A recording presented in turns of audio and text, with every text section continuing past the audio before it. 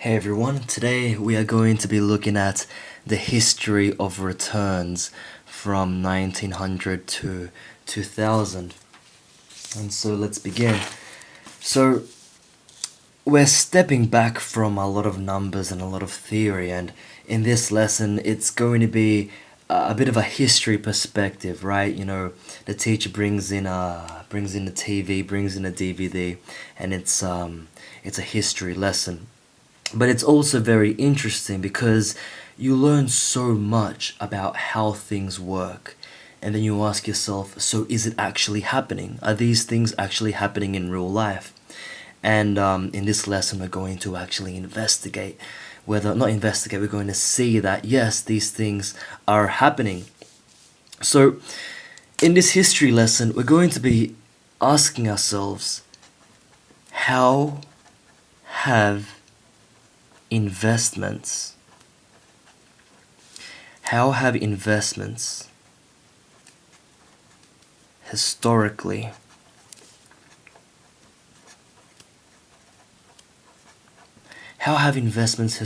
performed, right? And this is the range in time that we're going to be looking at.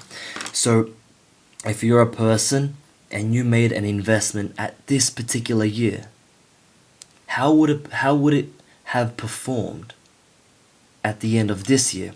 And so that's what we're going to look at. And this is very interesting, okay? Now, there was a book, and this book was called 101 Years of Global Investment Returns.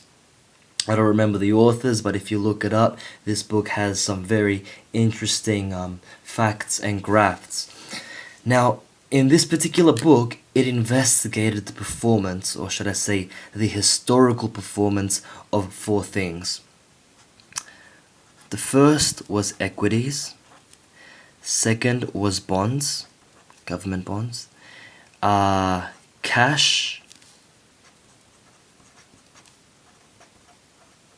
And inflation. So this book covered the historical performance of these four things in this time interval. And the results were quite astounding. Put it this way. We'll call this 1900. We'll call this 2000. If you were to invest $1 in equity in 1900, that single dollar would result to $83,364 in 2000. That's if you invested into equity. Bonds, on the other hand, if you invested $1 in a bond, it would it's equivalent to $166 in 2000. And cash, if you invested $1 in cash, the value of cash would increase to an amount of $85 in 2000. Okay? And so this is very interesting because it's showing that, financial markets are working their magic, they're growing, companies are growing, all that stuff that we've been learning, it's actually happening, it's actually working, it's actually making money. And that's a big thing about finance, and this book covered that, and it shows that these results are actually happening. And so if you're looking at this, you're probably wondering, well, I'm probably going to put in $1 today, wait 101 years, that's if you're still alive, and you should make a substantial amount of money. In fact, you might make more than this difference. So should you do all equity? Well, the answer is no. Not necessarily. Why? Because equity is unpredictable compared to bonds.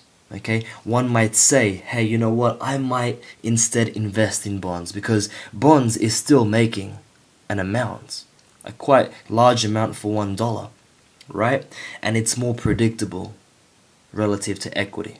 Okay, and so that's all we're covering in this lesson. Just the historical performance of these three investments. Clearly, it's growing, some more by a substantial amount, right? And the question is, what am I going to do in the future? You should ask yourself this question. Given this historical performance, what should I, as an investor, do in the future?